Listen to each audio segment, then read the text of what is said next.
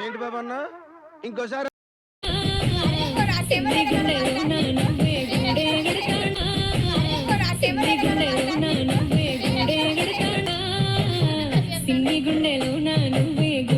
good ఎల్కేజీలో పడండి next